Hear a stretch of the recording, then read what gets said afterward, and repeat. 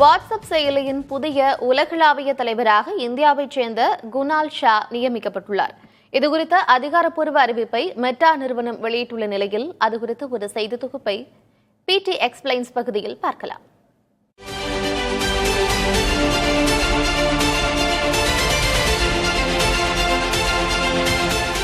உலகளவில் 300 கோடிக்கும் அதிகமான மக்களால் வாட்ஸ்அப் செயலி பயன்படுத்தப்படுகிறது.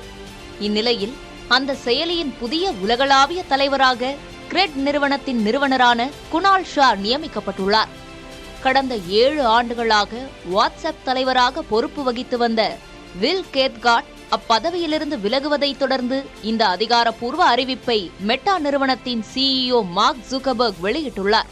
மகாராஷ்டிராவில் பிறந்து மும்பையில் தத்துவயியல் பயின்ற குணால் ஷா 2010ஆம் ஆண்டில் ஃப்ரீ சார்ஜ் நிறுவனத்தை வெற்றிகரமாக தொடங்கி நடத்திய நிலையில் பின்னர் அதனை ஸ்னாப்டீலிடம் விற்றுவிட்டார். அதனைத் தொடர்ந்து 2018இல் கிரெட் நிறுவனத்தை உருவாக்கி அதனை இந்தியாவின் முன்னணி நிறுவனமாக உயர்த்தினார் Kunal. As a founder, this is the most frustrating part of doing your job. இந்நிலையில்தான் இந்திய ஸ்டார்ட் அப் துறைக்கு மகுடம் சூட்டும் விதமாக குணால் ஷாவை வாட்ஸ்அப் செயலியின் புதிய உலகளாவிய தலைவராக மெட்டா நிறுவனம் அதிகாரப்பூர்வமாக நியமித்துள்ளது. அதோடு மட்டுமில்லாமல் குணால் ஷா நிறுவிய ஃபின்டெக் நிறுவனமான கிரெட்டில் சுமார் $900 மில்லியன், அதாவது இந்திய மதிப்பில் தோராயமாக 8500 கோடி ரூபாயை மெட்டா நிறுவனம் முதலீடு செய்துள்ளது. இந்த பிரம்மாண்ட முதலீட்டின் மூலம் கிரெட் நிறுவனத்தின் சுமார் 20% பங்குகளை மெட்டா தன்வசமாக்கியுள்ளது.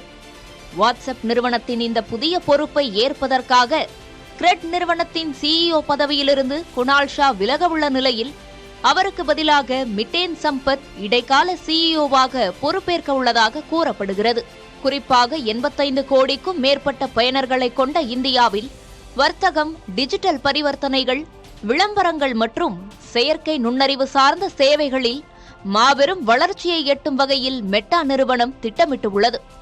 இந்நிலையில் இந்த இலக்குகளை அடைய வாடிக்கையாளர் தொழில்நுட்பத்தில் ஆழ்ந்த அனுபவமும் புதிய விஷயங்களை உருவாக்கும் திறனும் கொண்ட குணால் ஷாவே சரியான நபர் என மார்க் ஜுக்கர்பர்க் பாராட்டியுள்ளார். வெளிநாடுகளில் படித்து அங்கேயே உயர் பதவிக்கு சென்றவர்களை தாண்டி இந்தியாவிலேயே ஒரு ஸ்டார்ட் அப் நிறுவனத்தை தொடங்கி வெற்றி பெற்ற ஒருவருக்கு உலகின் மிகப்பெரிய தகவல் தொடர்பு செயலியின் தலைமை பொறுப்பு வழங்கப்பட்டிருப்பது இதுவே முதல் முறையாகும். மேலும் இது ஒட்டுமொத்த இந்தியர்களுக்கும் இளம் தொழில் முனைவோர்களுக்கும் ஒரு மாபெரும் ஊக்கமளிக்கும் நிகழ்வாக பார்க்கப்படுகிறது.